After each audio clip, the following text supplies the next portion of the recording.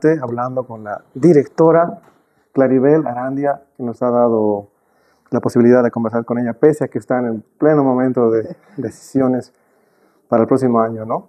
Así que, Claribel, usted está a punto de cumplir 5 años de gestión. No, 5 meses. Perdón, 5 meses. Sí, 5 meses. 5 meses y... Pero que tu boca sea de santo, pues, y que esté aquí 5 años. Sí, ¿no? Un buen presagio. Y el museo está caminando, obviamente usted está dando continuidad a lo que se venía haciendo, pero también va a ir desarrollando algunos de sus propios toques personales y visiones, ¿no? Cuéntenos un poco de eso, de esas visiones. Bueno, lo que hablábamos a un principio fuera de cámaras, ¿no? Es esa de querer dar la bienvenida a la gente en el museo y que desde el ingreso se sienta la amabilidad del espacio para que precisamente puedan disfrutar de las joyas que tenemos en nuestro repositorio, ¿no? Una de esas medidas, como tú te has dado cuenta, ha sido que tenemos ya un ingreso para discapacitados, que también es importante y que no solo es para discapacitados, sino también para gente de la tercera edad que a veces viene en silla de ruedas, ancianos, niños, y tenemos toda clase de compañeros y compañeras que nos visitan, ¿no?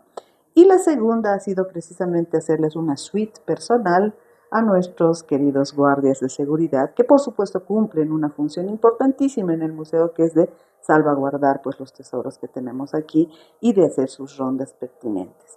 Pero ahora en el Museo Nacional de Arte los recibimos, tratamos de recibirlos siempre con una sonrisa y con ya has debido ver, nosotros le llamamos un monolito visual, que es que te da la bienvenida y que te dice que estás entrando a un museo con una sonrisa y un hola. Entonces, esa como una medida de dar la bienvenida a nuestro público, pero para además que se sienta confortable, seguro y feliz de entrar a un museo. Que la idea sea de que estos museos que en el siglo pasado se sentían como muy complicados, porque me ha tocado vivir esa complicación.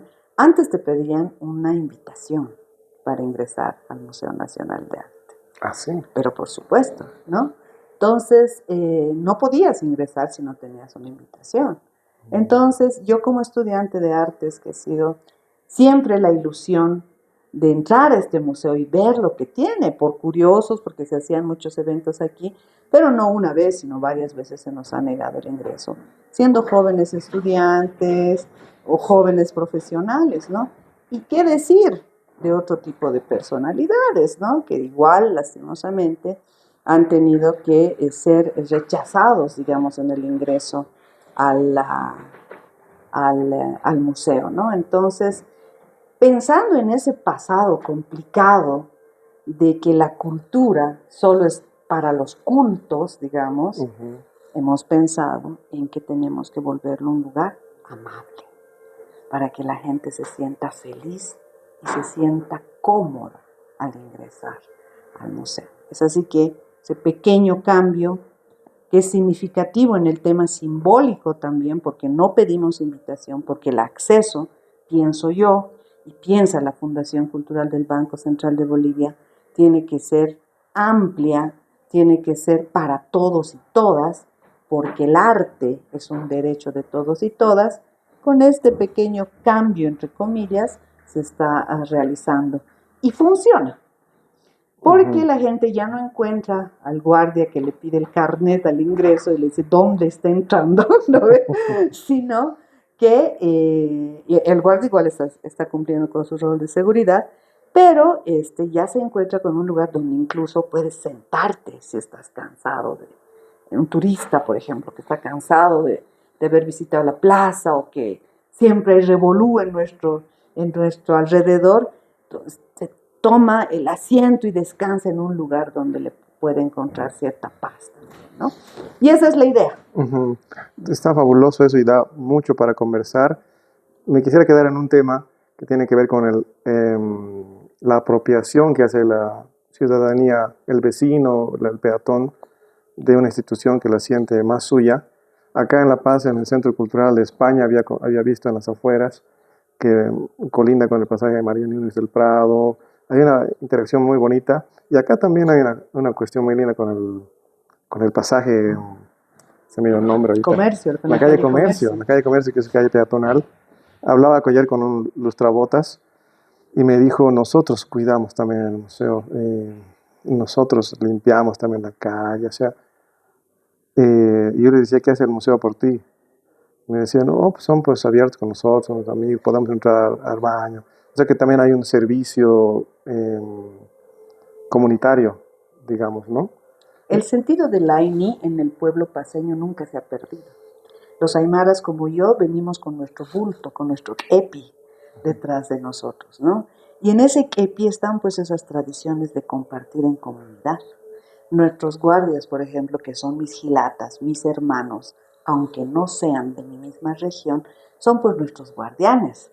Recién estábamos en nuestro aniversario, les hicimos un reconocimiento, por supuesto, porque están más de 40 años en este lugar, lustrando zapatos, autoridades, ministros, empleados públicos, turistas, un montón de gente.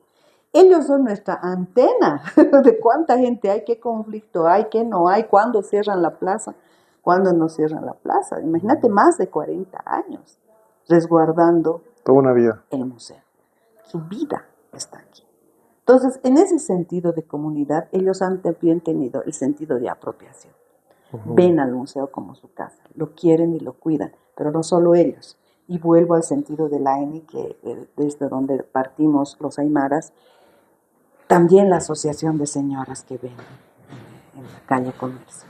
En la mañana no las vas a ver, porque se ha hecho una negociación de que las mañanas dejen el espacio claro para que la gente vea la fachada, se saque fotos, viene mucho turista a sacar fotos de nuestra fachada. Tenemos una bella esquina donde tenemos un balcón precioso reconstruido.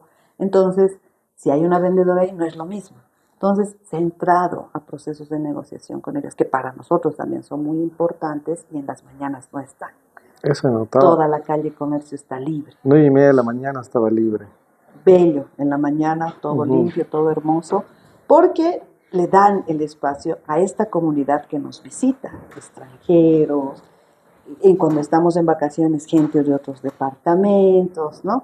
Y ya en la tarde, noche recién ponen su negocio, y es lo que en La Paz se llama pues el AINE. Hemos hecho un AINE con nuestras caseras porque es necesario también. Ellas necesitan trabajar y nosotros también. Entonces nos dividimos esos espacios de tiempo para que cada uno salga beneficiado. Por supuesto que estas caseras también tienen más de 30, 40 años aquí en la famosa calle Comercio, que como su nombre lo dice, está dedicada al comercio, ¿no? Pero además tenemos el kilómetro cero de nuestra Plaza Murillo, que es el centro político de nuestro país y que por supuesto también tiene alta relevancia en nuestro quehacer diario. No solo nuestras caseras y nuestros lustrabotas, sino las señoras que venden el chantilly, las que venden en la mañana el desayuno, las famosas quinoas con manzanita, los otros lustrabotas que están en la plaza. Entonces, es un conglomerado de un AINI, de una comunidad, si quieres, que el museo también está presente. Los empleados más antiguos tienen una relación de hermandad ya con estos compañeros, porque la casera que vende el desayuno todas las mañanas se charlan, se dicen qué han hecho, qué no han hecho, cómo están, cómo les está yendo. Entonces es una complicidad, ¿no?, entre todos los que habitamos esta esquina. Excelente. Y entrando a la cuestión arquitectónica de riqueza patrimonial también del museo, estamos hablando de una casa que data desde el siglo XVIII, si no me equivoco, por lo que estaba investigando. Para mí, en este caso, alguien que estudia arte, bueno, que tiene un capital simbólico, digamos, hay una cosa muy rica de recorrer, de ver arte, pero dentro de una casa donde sientes sonar los pasos en el piso de ladrillo, sientes un poco el frío también de la piedra y del altiplano, y cierta oscuridad también en algunas salas, quizá a propósito también. De modo que la experiencia de ver una pintura conectada con esa arquitectura se convierte en esa experiencia que no vas a encontrar en otro espacio. Claro, esta casa que es del 1700, que tiene un arco fabuloso de piedra, que invito a todos a que vengan y pasen y vean que tiene unas gradas fabulosas de mármol y una fuente de mármol de Carrara hermosa que funciona todavía, ¿no? Y que nos visitan todas las palomas de la Plaza Murillo también, se ha convertido en un museo, ¿no? Entonces, por supuesto que no estaba pensado para eso, pero agradezco a las autoridades de esas épocas que han considerado conservar el casco viejo del kilómetro cero, ¿no? Por eso al frente en la calle Comercio tenemos también casas patrimoniales, un poco más descuidadas, digamos, pero está, y el Hotel Torino que está al lado. Hasta ahí llegaba, dice, casi. Hasta ahí Casi llegaba todo, y hasta la esquina de la calle Yanacocha, ¿no? Ah, que es impresionante. ahora la nueva construcción que se está realizando y la reconstrucción en realidad y la restauración en realidad de la Villa de París, ¿no? Entonces, este es como el casco viejo. Creo que todos los que en algún momento nos hemos interiorizado en el tema colonial, sabemos que luego de su función en la colonia, porque además sospechamos que aquí ha estado Bartolina Sisi Tupac Katari para esperar su sentencia, después de eso se han vuelto conventillos, pues, ¿no? Como lo ha sido la calle Catacora, la calle Yanacocha, y esos conventillos también han tenido una vida social importante, ¿no? Por todos los hechos históricos que ha pasado en nuestra Plaza Murillo. Y después de eso se ha rescatado estas casonas para convertirlos en centros culturales en un principio, ¿no? Aquí tenía que ser la Escuela de Bellas Artes en primera instancia, pero por decisiones políticas, me imagino, sociales de la época, se ha definido que se haga el Museo Nacional de Arte, entonces se adecúa la casa para que se vuelvan salas de exposiciones, ¿no? Su restauración ha durado más de 8 a 10 años, no ha sido fácil, ha pasado por muchas autoridades, ha pasado por varios procesos administrativos también, para que se consolide como un museo, ¿no? Entonces, hace 58 años se consolida ya como un museo, con todas las de la ley, digamos, con todos los papeles necesarios que se necesitan para eso, y a partir de esa época, pues ya comienza a funcionar como un centro no solo de mostrar las joyas que tiene nuestro país, sino también de restaurar y de proteger esas obras. Contamos con un taller maravilloso de restauración con profesionales de primera línea que hacen pues que todo luzca como si no hubiera pasado el tiempo y se conserven las cosas y se salvaguarden todo nuestro patrimonio cultural, ¿no? Entonces sí es muy interesante ver ese contraste, en este caso con la Bienal de Arte Contemporáneo y la antigüedad que tiene esta casa, ¿no? Ahí cuando el compañero Leza dice, no, es que era una locura pensar traerla a una casa de esta antigüedad, arte contemporáneo con un lenguaje visual, entre comillas, novedoso para los bolivianos, ¿no? Digo entre comillas porque también sí hay arte contemporáneo en nuestro país y buen arte contemporáneo, ¿no? Sí. Entonces, sí es fascinante esa dupla, digamos, de conceptos y esa dupla de visiones y de encuentros de imaginarios, ¿no? que se producen en nuestro museo. Y justamente lo ha mencionado la Bienal de Arte Contemporáneo de Sao Paulo, o la Bienal de Arte de Sao Paulo, que ha llegado a Bolivia por primera vez con una itinerancia y está acá en el Museo Nacional de Arte, planteando un desafío muy interesante porque en mi percepción, que algunos la comparten, hay un reclamo hacia el arte contemporáneo respecto de su elitismo, de su distancia respecto del público mayor, que eso es lo que desde esa visión también ha alejado la aceptación, la promoción del arte contemporáneo, llamado así, en los últimos años. Y uno de los síntomas que tenemos para hablar de ello es que no se hace la Bienal CIART desde La Paz, desde el 2018. Y entonces, siendo el Museo Nacional de Arte en la cabeza de área, digamos, en Bolivia y en La Paz, ¿cómo ve usted, Claribel, que tiene claras intenciones de abrir las puertas a todas las orientaciones, pero al mismo tiempo está viendo cómo se puede generar con arte contemporáneo también un equilibrio? Mira, son siempre desafíos, ¿no? El CIART, si bien ha sido la punta de lanza en nuestro país, que ha comenzado a trabajar en preconcebir y concebir nuevos conceptos en relación a las prácticas visuales, han plantado ya la semillita. Yo creo que ha cumplido en su tiempo con esa labor, ¿no? En nuestro país, si bien tenemos los maestros de academia que todavía están cerrados en eso y que todavía piensan que es el único lenguaje valedero en las artes visuales, que tienen razón también, no es que no, o sea, la academia para mí es muy importante, ¿no? Yo he pasado por todas las academias posibles, porque un artista tiene que ser completo. Entonces, si no manejas academia, muy difícilmente vas a querer producir un nuevo lenguaje visual. Y esa es a veces una falencia de los nuevos artistas. Tienes que haber pasado por la academia, entender la academia.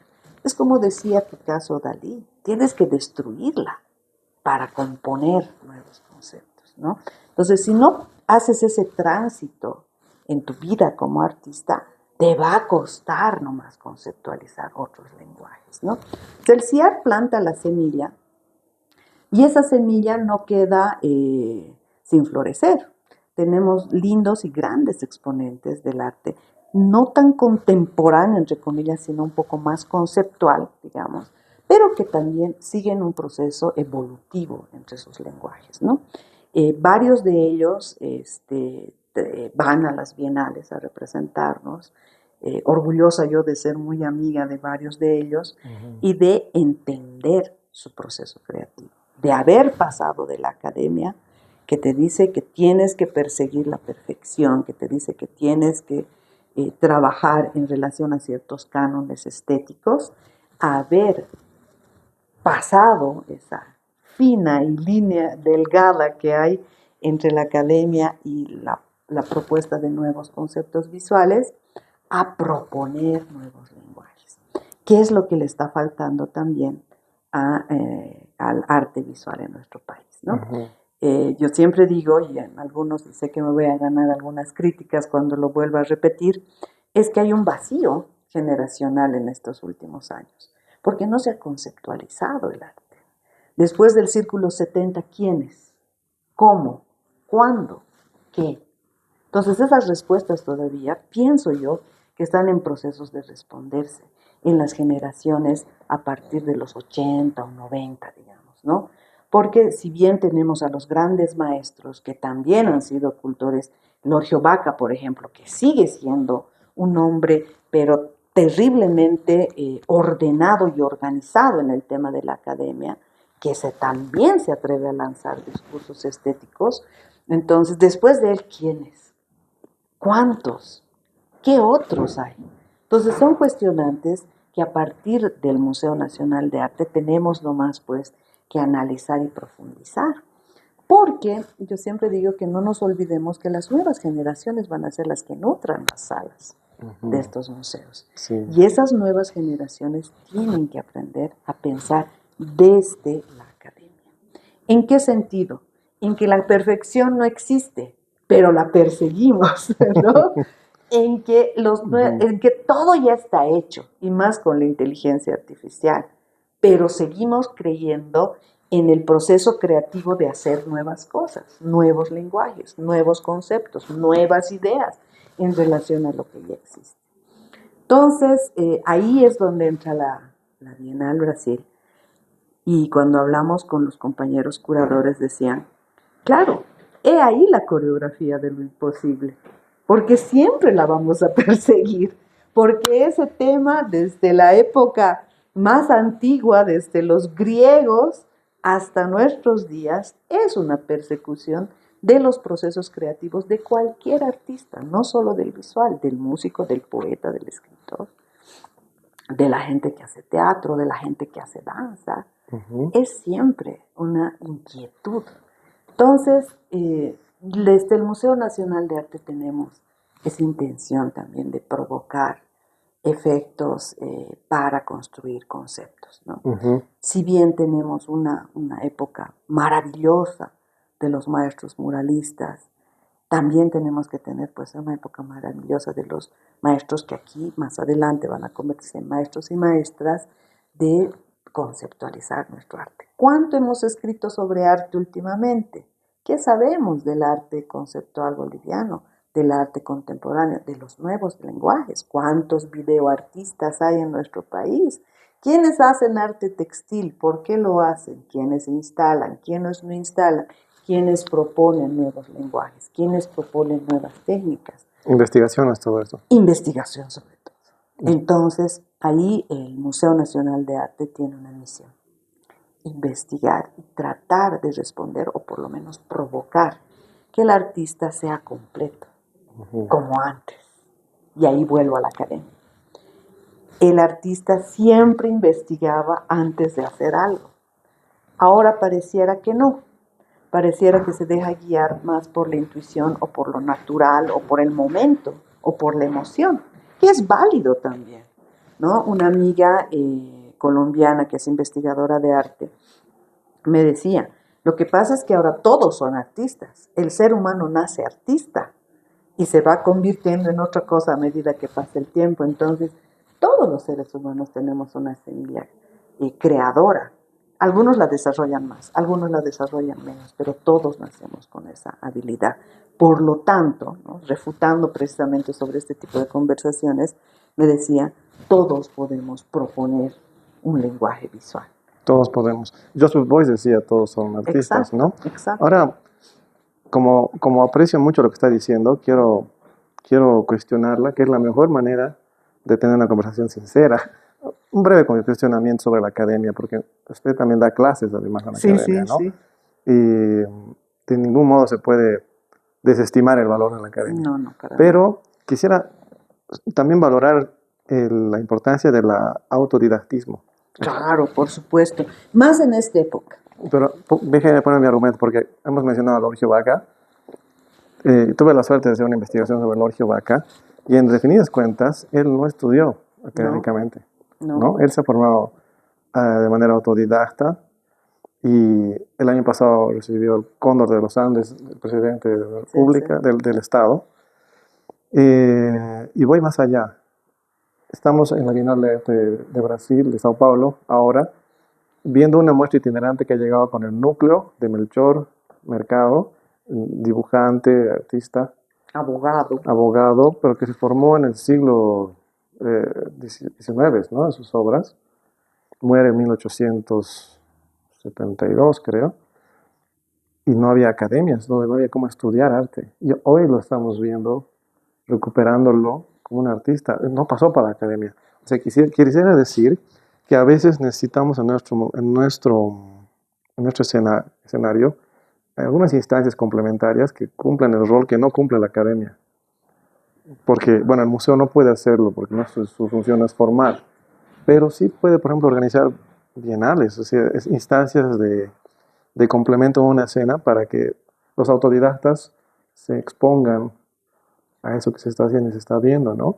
Entonces, el CIART cumplía eso de alguna manera, y lo hemos perdido. Quizás no hay que ser CIART, pero hay que de alguna manera reemplazar esa instancia, ¿no? Y no sé quién lo va a poder hacer si el Museo Nacional de Arte no toma un poco el liderazgo. Iniciativa. Bueno, se han hecho 2 bienales ya en La Paz, en el museo, ¿no? La Bienal Miradas, de arte indígena, y la Bienal Creadoras, que has tenido la oportunidad de pasearla, ¿no? Y en la Bienal Creadoras y en la Bienal Miradas se ha también provocado con arte contemporáneo. Por eso encuentras en creadoras instalaciones, por eso encuentras en creadoras trabajos audiovisuales también, ¿no? Entonces, no es que sea descuidado. Pero usted, pero diría que tienen que verse como bienales, porque yo veo que son más como muestras bianuales. O sea, que están cada 2 años. Pero no funcionan como una bienal específicamente. Como tal, sí.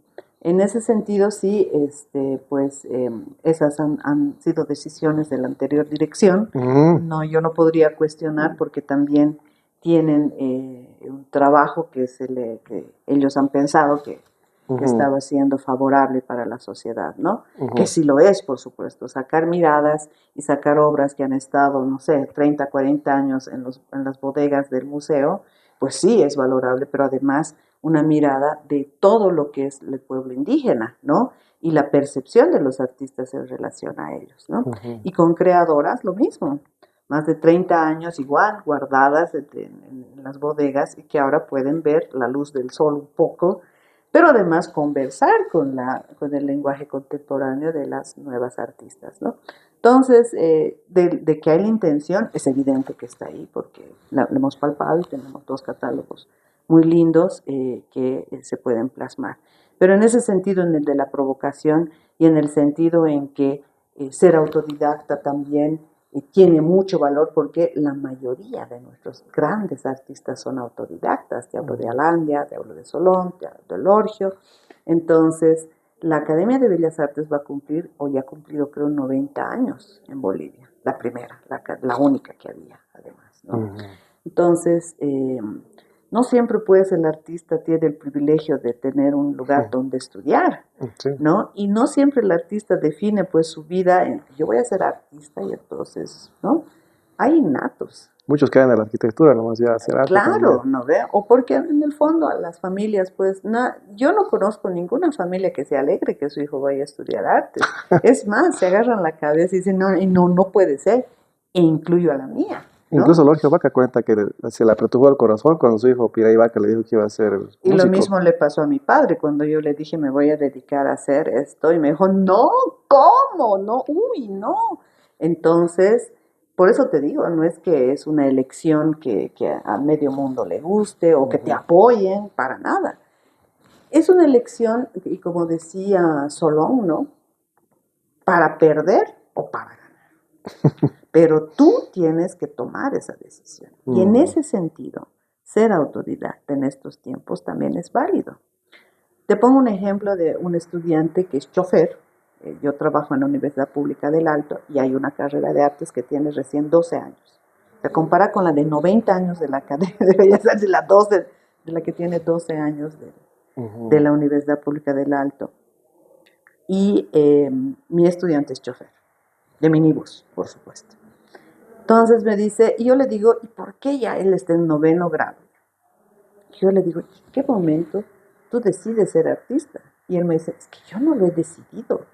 El arte ha decidido por mí, porque es lo único que sé hacer, aparte de manejar el minibús. Es en lo único que soy feliz, es en lo único que me siento bien, y es en lo único que quiero dedicar mi vida. O sea, no quiero hacer nada más que dibujar y pintar. Y belleza. Entonces, no es que tú decides y ahora estudio y ahora me profesionalizo. Hay innatos como este muchacho, como ha habido grandes maestros, que solos han decidido formarse. Porque mi estudiante, en el modo más romántico de cómo puede ser la vida de un artista, trabaja como chofer, pero su vida está dedicada al arte, ¿no? Y decide además profesionalizarse y entrar a la universidad. Pero no conforme con eso, decide seguir haciendo talleres de animación, se está autoeducando.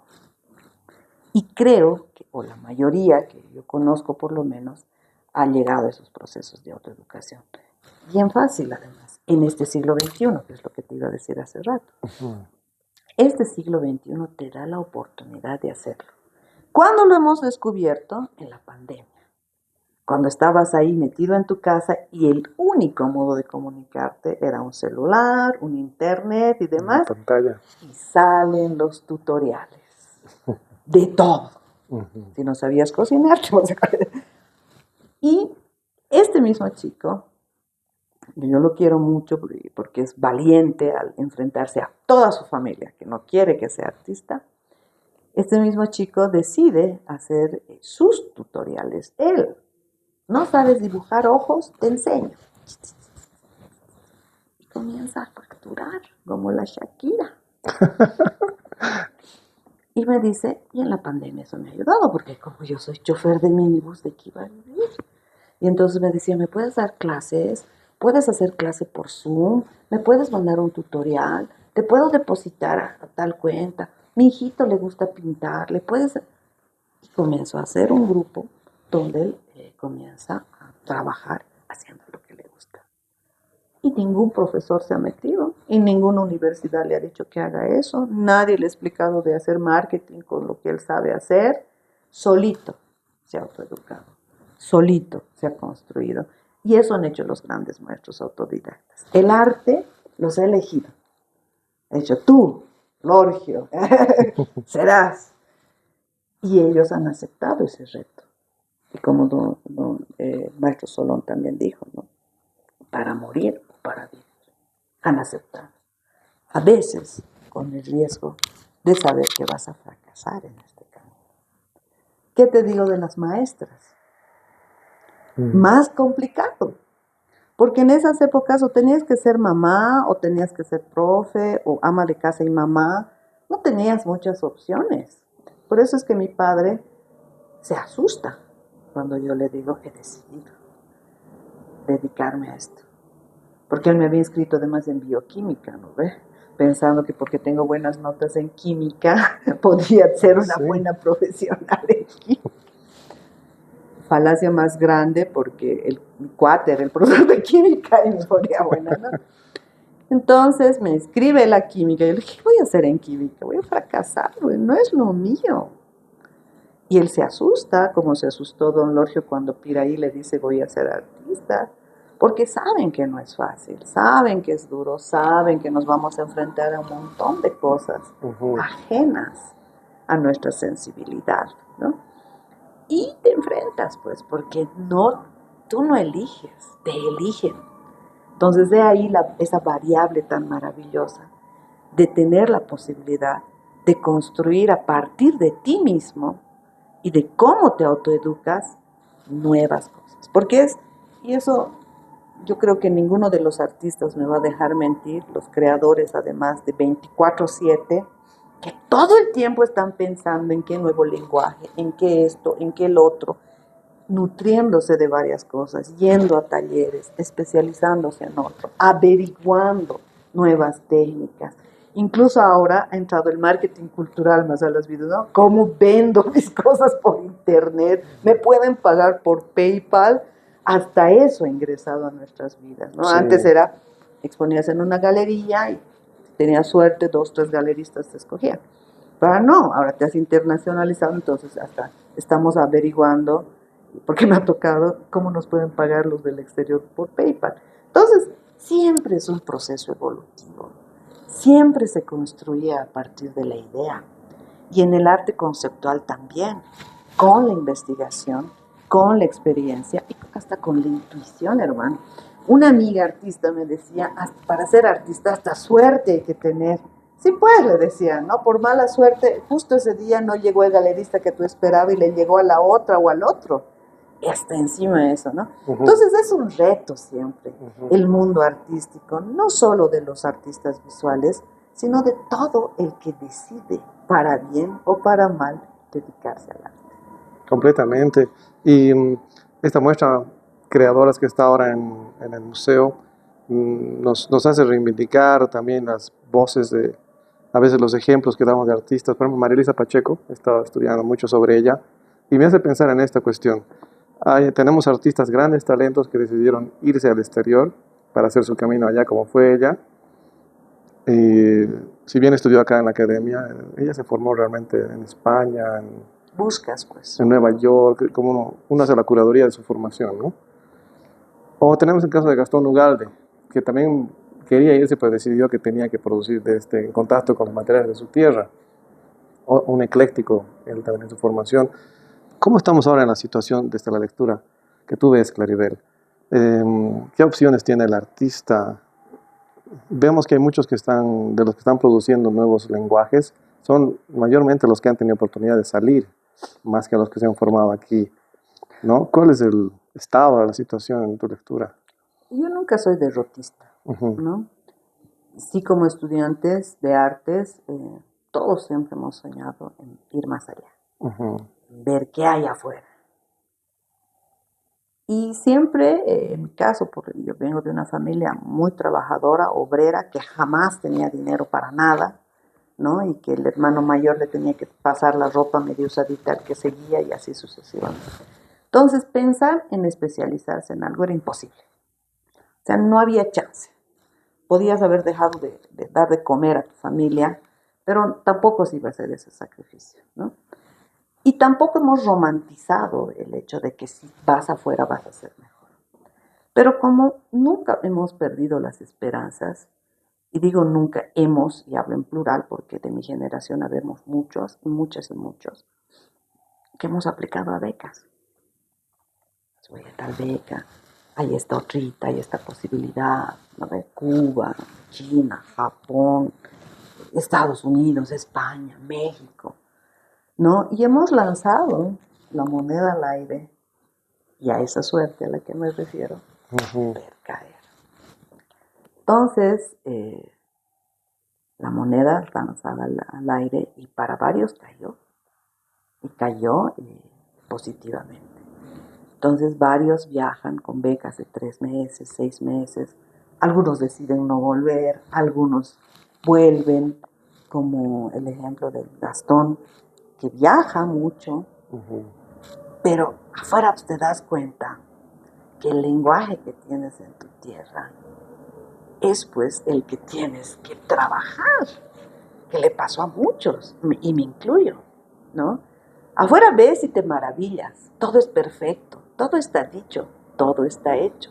¿Dónde está la tierra prometida? En tu propia casa. Habla de tu aldea y hablarás del mundo. Entonces, sales, te despabilas, ves las cosas que hay afuera, ves lo que se te puede ofrecer, analizas, investigas y decides. Entonces, en ese tránsito, digamos, yo pienso que una gran parte de los artistas que deciden volver, deciden buscar el lenguaje en su tierra. ¿Qué me pasa a mí personalmente, no?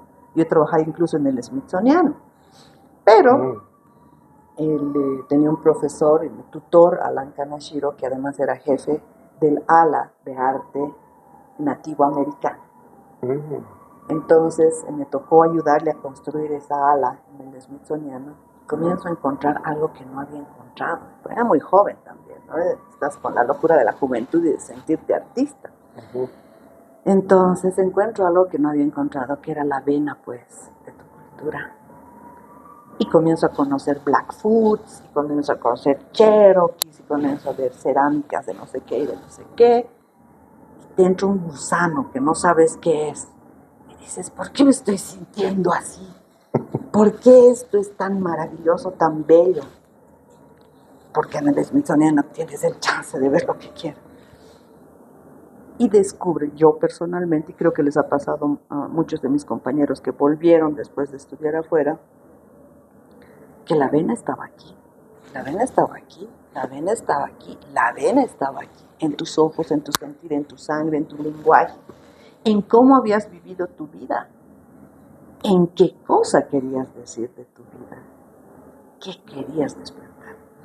Y ahí es cuando me toca viajar a La Paz, después de esta experiencia así tan reveladora. Y escucho eso, lo que estamos escuchando ahora, que tal vez por tu micrófono no se escucha, que es la música autóctona. Que está tocando ahora en el museo. Que está tocando ahora en el museo, que está retumbando en nuestro museo. Y siento pues ese golpeteo.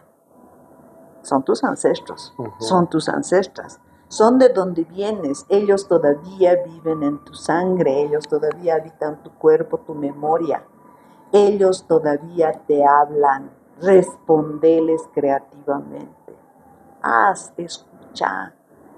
Cuando Gastón Ugalde entiende eso, vuelve.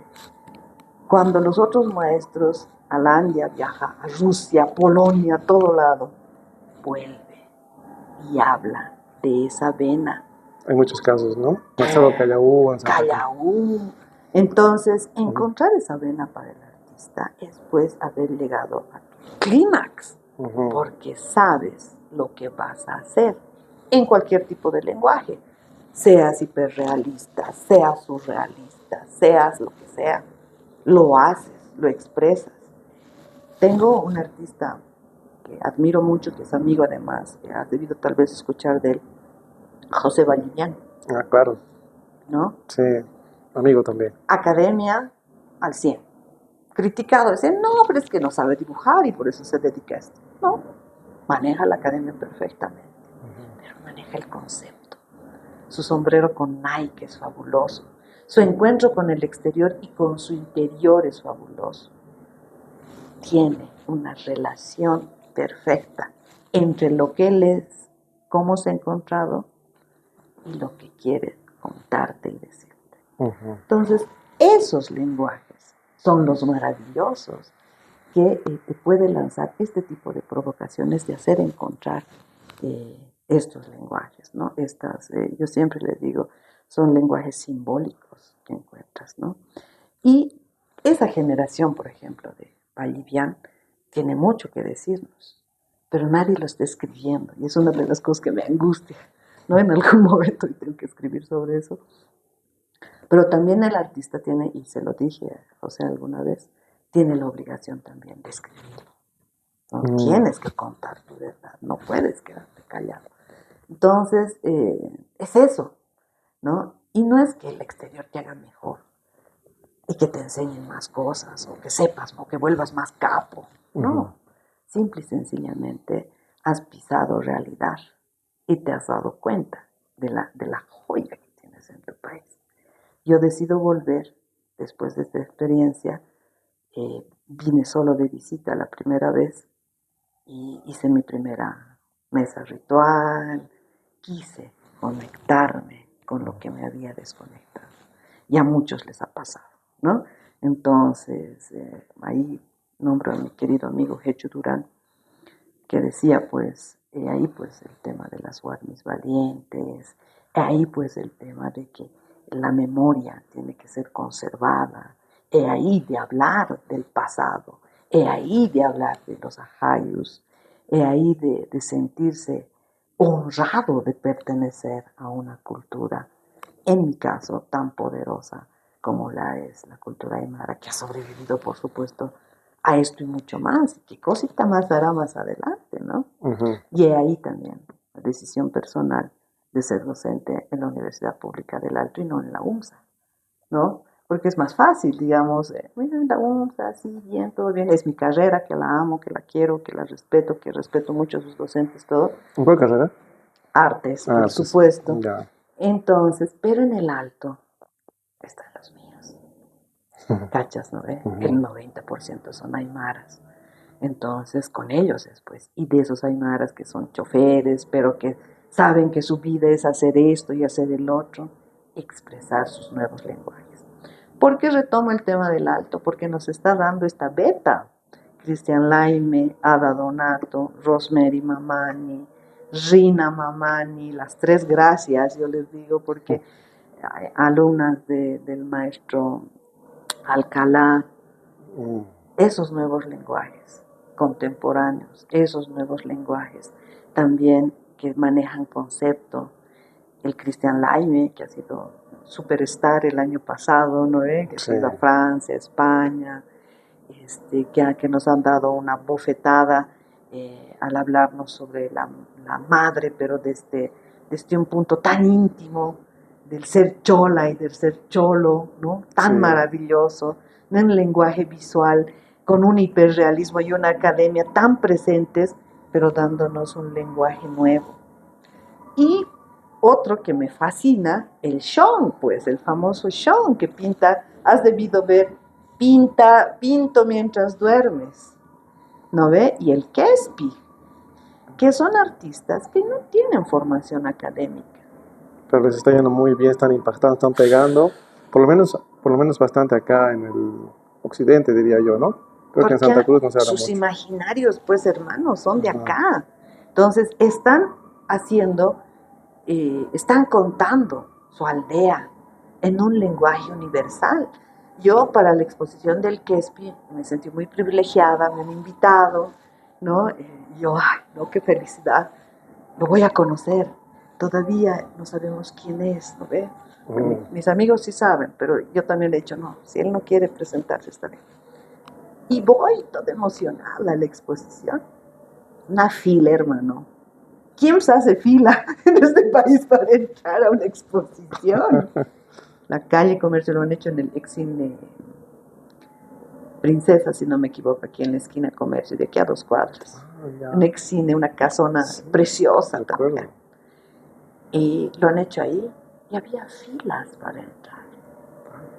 sea, se ha dado el lujo de tener filas para ¿Qué es ver su esto? Sí, exposición. como la premier de Vengadores. ¡Oh! Así. Maravillada yo. Ujú. He hecho mi fila, no tenía mucho más tiempo y la mayoría en la fila eran jóvenes. Entonces he dicho, ajá, este lenguaje funciona. Está conectado. Está conectado con su realidad, porque te muestra desde latas de caimán, a su estilo, por supuesto, te habla de la vida en la calle, a su estilo, por supuesto, te habla de iconografía andina, ¿no? A su estilo, tiene sus quernos, tiene su alcohol caimán, tiene su parte digital, tiene teoría del color, entonces sí hay. Por eso te decía que la semilla del CIART ha funcionado. Aunque no hayas ido afuera y aunque hayas ido y vuelto, hay un movimiento. En ese sentido, yo me emociono cuando hablo de esto, perdón. Estudio 1, que es nuestra salita de experimentación en arte conceptual y contemporáneo, está ya a punto de lanzar 2 propuestas a esos niveles, ¿no? Entonces, igual, y esa semilla hacerla florecer, que pienso yo que es una misión de un museo. Si bien salvaguardamos bienes patrimoniales, si bien somos muy respetuosos con todo el trabajo que han hecho los maestros y las maestras de todas las épocas y de todo el material que hay aquí, siento personalmente que también tenemos que aportar en los nuevos artistas, en los noveles y en los no tan noveles, porque ser novel no significa que seas joven, por si acaso, ¿no ve? Ser novel significa que estás empezando una carrera. Yo tengo alumnos que tienen hijos, que tienen más de 50 años, que se están realizando como artistas después de haber cumplido como padres o madres, ¿no?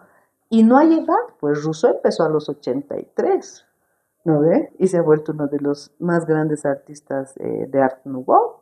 Entonces, ser novel no significa que seas Claro. joven. No, lo mismo que emergente, el término de moda, Exacto, digamos. ¿no? Sí. Ser novel o emergente significa que estás iniciando una carrera en la que tú te sientes feliz. Entonces, este es nuestro estudio 1. Ya tiene más o menos pensadas las ideas. No te voy a dar el poroto hasta que no las tenga listas, pero sí. Hasta que no prenda el gajo. Claro, pero sí estamos trabajando en eso, ¿no? Entonces, una de nuestras adquisiciones, yo le digo, es uno de nuestros curadores, que es bastante joven. Leonardo. Sí, La Leo Calizaya, que es aymara, que tiene una propuesta sólida, que tiene buenos planteamientos y demás, y que él es nuestra conexión, yo digo, con la nueva generación de jóvenes artistas de nuestro país, ¿no? Porque además ha tenido varias experiencias en el Oriente, en varios lugares, y así a su corta edad es muy maduro para su pensamiento. Entonces, con él precisamente como curador estamos trabajando en este tema, ¿no? Y él ha sido curador de Quespi también, pues. Entonces, claro, o sea, sí hay una relación, digamos, entiendo, veo muy bien. Interesante al respecto, ¿no? Y eso pues nos va a ayudar a tener un salto cualitativo en relación a estos nuevos lenguajes y posiblemente más adelante podríamos, ¿no? Replantear, digamos, un encuentro, un simposio o algo que nos ayude a que pues los nuevos lenguajes sean mejor y más conocidos, digamos, ¿no? Pero también no me quiero separar del proceso investigativo. El proceso investigativo para nosotros, en general para cualquier artista, es primordial, es la base de cómo se construyen, ¿no? Y nuestra misión como museo, por supuesto, que es seguir construyendo, sin olvidarnos de los maestros, sin olvidarnos de las nuevas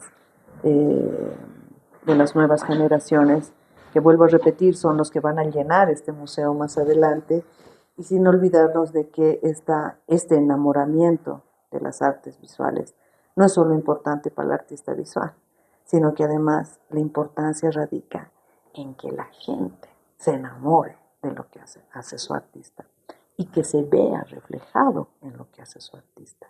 Un museo es un espejo de lo que es nuestra realidad. Entonces, para nosotros también es importante que estos lenguajes sean compartidos dentro del marco de la democratización del arte. Y lo que te decía, creo que off the cámaras, es que es un derecho de todos y todas, ¿no? Ajá. Es muy refrescante la visión que tienes, transmites, y además creo que esta, este rol también de ser docente, creo que amplía también la mirada de la gestora, ¿no? Que es, Claro. y bueno, acercándonos al final y agradeciéndote mucho por el tiempo, quisiera mencionar un tema que no quisiera dejar de tocar, que tiene que ver con políticas que vienen del museo antes de tu gestión. Respecto a la adquisición de obras, es uno de los argumentos que se ha escuchado como crítica al museo respecto de la poca cantidad de obras que compra. Hace poco he hecho una compra de obras de Miguel Ángel de Pantoja, ¿no?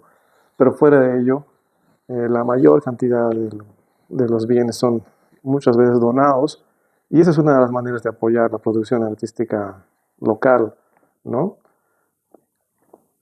¿Qué podrías decirnos sobre esto? Estás 5 meses básicamente entrando, pero creo que es un tema importante para tocar y nos da un poco de esperanza saber qué piensas sobre esto también. Bueno, como te he dicho, la esperanza nunca muere, ¿no? Es lo último que tiene que morir. Yo pienso que en estos últimos años no se han realizado esas compras, porque está dentro de los trabajos que tiene que hacer el museo, ¿no? A eso nos dedicamos, porque estamos, como te conté, haciendo que el museo sea más grande.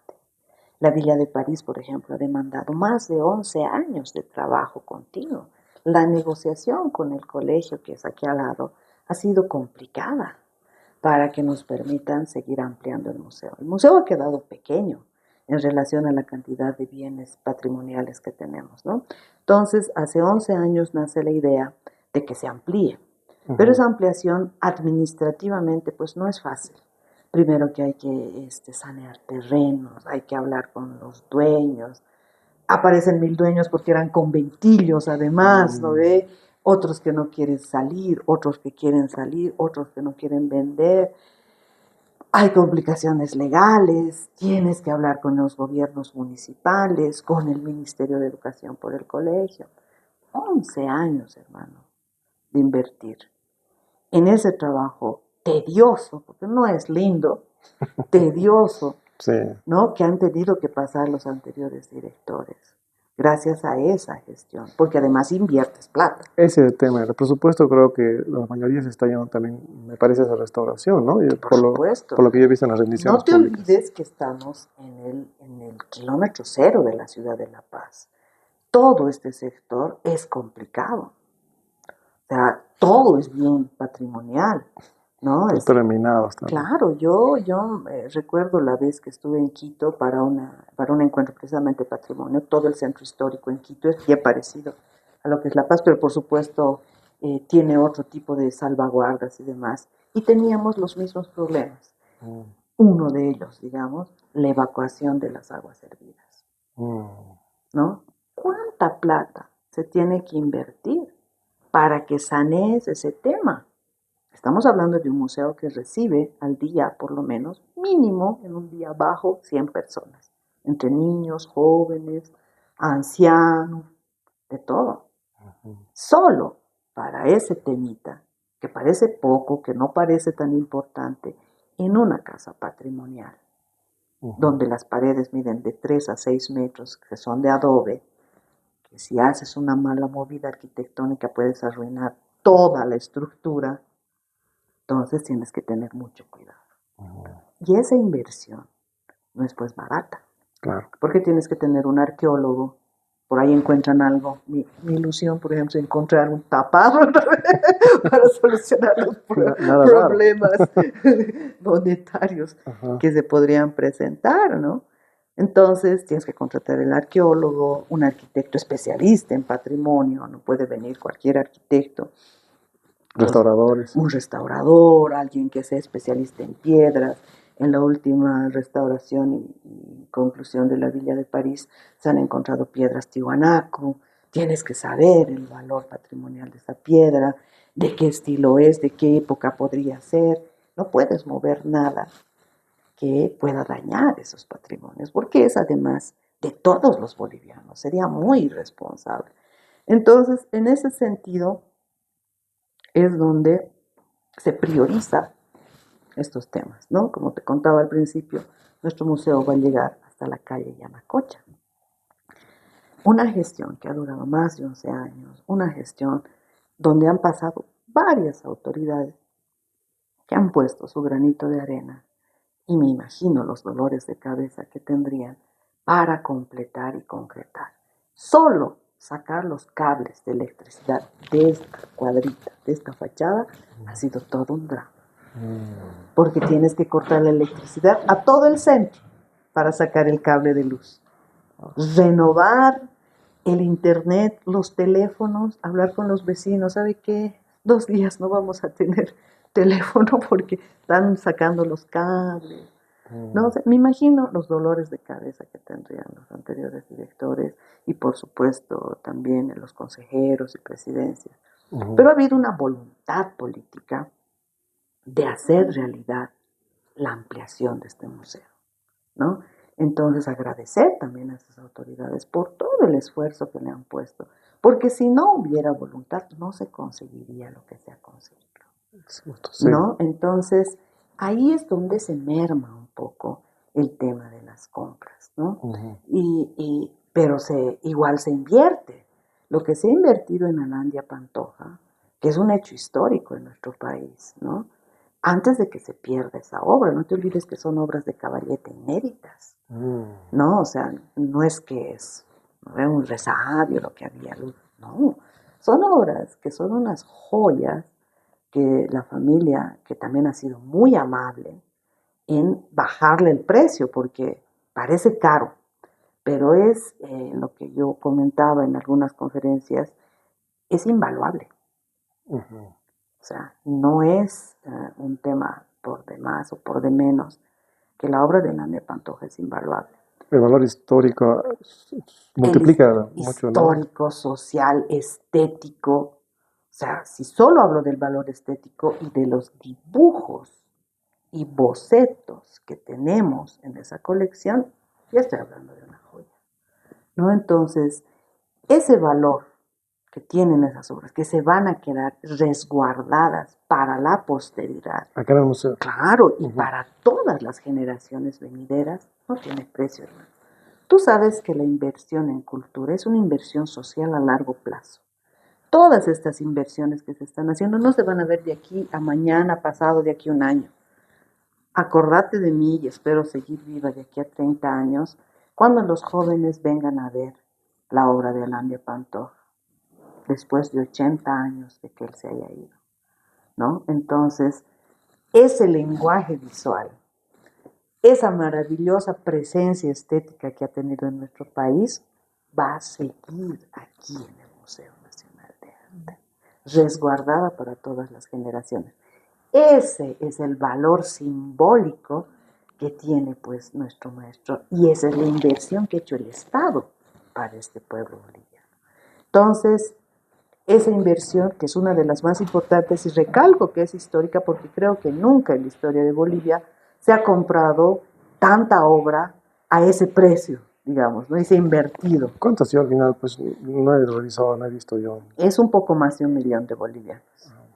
Pero cada centavo lo vale, porque como te decía, es un dibujito que es un boceto, que tú lo ves de mano del artista en el lapicito y en ese papel sencillo que él usaba en su taller, convertirse ese proceso en el mural que luego vamos a ver. La idea primigenia en ese dibujo que después se plasma en la época histórica de nuestro país, que ha sido tan relevante para la historia de Bolivia, ¿no? Sí. O sea, la revolución del 52, la guerra del Chaco, no han sido pues no importantes en nuestra historia, han cambiado el rumbo de nuestra historia, entonces... Hasta ahorita seguimos recogiendo... Pero por supuesto, todos los resabios... La polvareda del combate. Exacto, entonces, imagínate, yo cuando he recibido aquí las obras, he llorado, y no te miento, porque para mí era emocionante saber que ese pedazo de papel lo había tocado él, que ese lapicito, porque tenemos los lapicitos así, que el artista siempre ama su lápiz hasta el final, ¿no? Él lo había tocado y había ahí hecho la idea primigenia de la maravilla que luego íbamos a tener. Y después ves ese recorrido hasta llegar a la obra maestra. No, pues enloqueces. Enloqueces, sí, hermano. Y esa emoción creo que la ha sentido todo el museo, ¿no? Porque cada que sacábamos algo, y bueno, fue al taller de conservación para ver precisamente que si se necesitaban algunos una conservación rápida o una conservación urgente o preservación o restauración, lo que se vaya a necesitar, nos maravillábamos más, ¿no? Encontramos un lienzo, por ejemplo, que tiene un naranja casi fosforescente. En esa época no había el fosforescente. ¿Qué minerales usaría Alandia? Nada raro que se haya intoxicado por conseguir ese color con algún mineral, ¿no?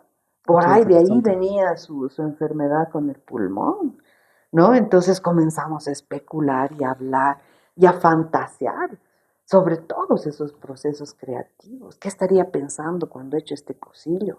¿O qué estaría pensando cuando ha dibujado la muerte en brazos de una mujer, ¿no ve?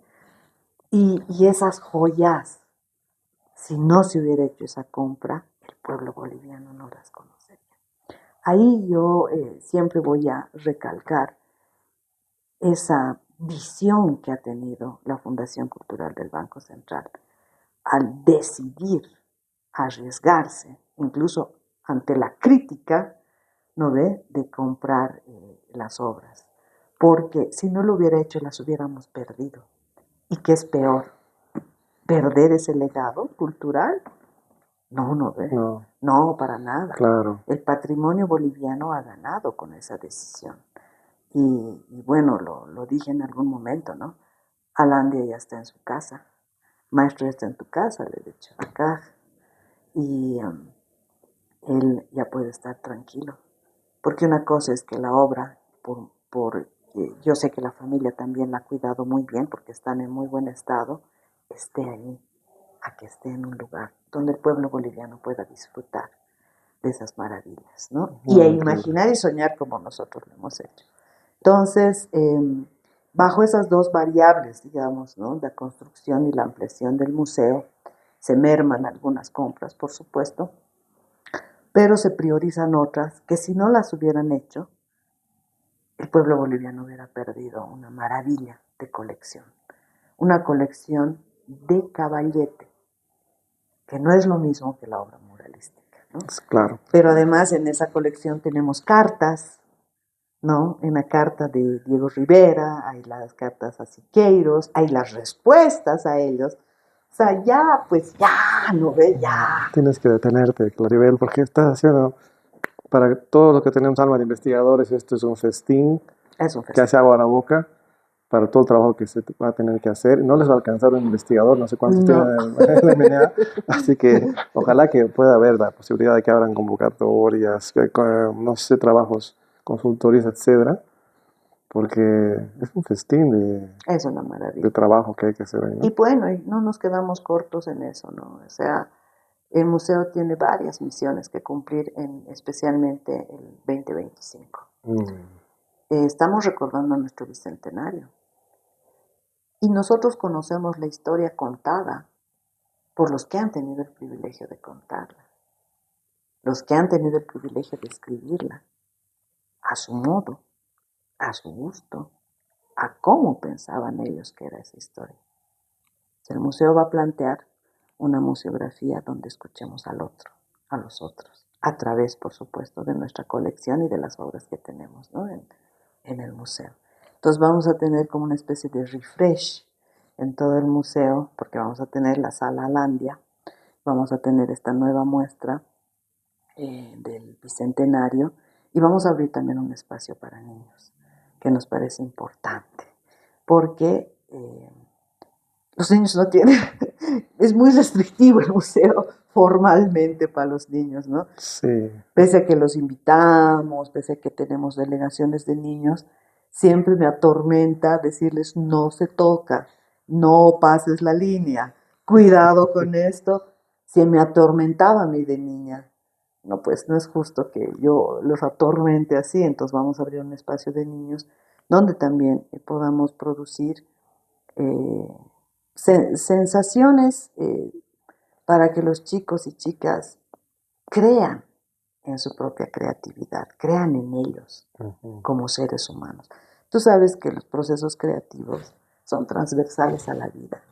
La cultura es transversal a la vida, el arte es transversal a la vida. Esos niños y esas nuevas generaciones tienen que saber, conocer eso. Y qué mejor que en un lugar tan maravilloso como es el museo. Y además, a través de ellos, crear nuevos públicos y que se apropien Eso está de este lindísimo. espacio, ¿no? Es muy, muy interesante, eso creo que no lo han hecho en el museo antes, ¿no? En Santa Cruz tuve hace años, a mi hijo Tiago lo llevé a una exposición en Manzana 1, no sé si conoces. Claro, mis grandes amigos, Esti y Juan Juan Bustillos. Bustillos hicieron una exposición que ya tenía varias versiones que se llama Juguemos al Arte. Y habían cojines, laberintos, colores, 2 salas.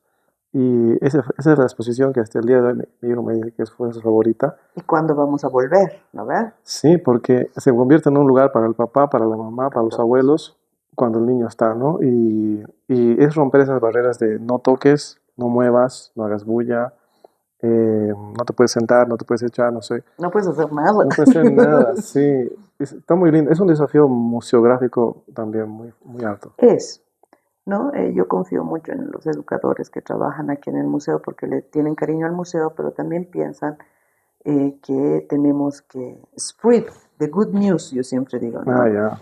Mover las buenas noticias, Esparcir. esparcir las buenas noticias, porque está en ellos, pues es para ellos, pues, Sí. ¿no? Nosotros ya somos grandes, hemos tenido las oportunidades y hemos tenido las no oportunidades también. Entonces, nuestras nuevas generaciones tienen que sentirse cómodos en un espacio como es un museo, tienen que amar el museo, tienen que creer en su espacio cultural y el mejor modo es empezar siempre temprano con los más chacos, ¿no? Entonces, esta sala para niños, que no es muy grande, es chiquita, es humilde, está empezando con humildad, pero hay que empezar, o sea, es peor no hacer, digamos, Sí. ¿no? O sea, hay que empezar, imaginamos que va a evolucionar de mejores modos, ¿no? Y que con ese cariño que se le tiene al trabajo en el museo, pues se desarrollará más adelante también, porque ese es nuestro trabajo, ¿no? Esa es la apropiación de la gente, de que conozca su espacio, que se sienta feliz en su espacio, que sepa su historia, que ame a sus artistas, que se siente identificado. Yo de Muestra Creadoras invitamos a las mamás SOS, pues, para el Día de la Madre, que no son mamás, ¿no ve? Son mamás de corazón, que atienden 9 niños, 10 niños, con el mismo cariño y respeto que cualquier mamá eh, que tenga ese privilegio, ¿no? Y una de las mamás nos dice, me ha encantado, ¿qué te ha gustado? Le digo, porque siempre pregunto para ver qué ondas con el museo, ¿no? Y me dice, he visto mi vida reflejada. Yo así casi Fuerte. lloro. Pues claro, fuertísimo. Porque yo soy migrante, porque mi mamá sí, porque yo esto, porque yo el otro. Entonces, y además en un cuadro he visto esto, y en el otro cuadro he visto esto, y me sentí emocionada por esto. Entonces digo, sí, se está cumpliendo la misión de conmover también a las personas, de sensibilizar a los seres humanos, porque sabemos que saliendo de estas puertas maravillosas, la realidad es otra, la realidad es dura a veces, ¿no? No siempre es benevolente con todos. Y aquí darles un espacio de análisis de sus propias vidas, de volverlos más humanos también. Y lo que te decía al principio, ¿no? Yo siempre creo que un empleado feliz es un empleado eficiente, pero un empleado eh, consciente, de corazón, buen tipo, buena tipa, hace la diferencia abismal, ¿no? Y creer en que puede ser una buena persona y estar aportando a esta sociedad desde tu lugar, hace que puedan surgir grandes cambios, ¿no? Entonces, es eso básicamente. Nuestro rol en el arte es humano, ¿no? Con esas palabras inspiradoras y esa visión me voy a despedir. Gracias porque he disfrutado mucho la conversación y creo que lo van a disfrutar mucho también los oyentes, Claribel. Y deseamos mucho éxito en esta tu gestión, con esta visión con la que estás empezando, creo, en estado de germen, en- pero con mucha confianza, mucho ñeque, ¿no? Siempre, ¿no, hermano? En el Alto me han enseñado una cosa, me decía, teníamos que construir un coliseo, Ujú. solo estaba el terreno. Y le pregunto a mi jefe, y jefe, ¿cómo vamos a hacer, no? La típica educación bancaria mía, ¿no ve?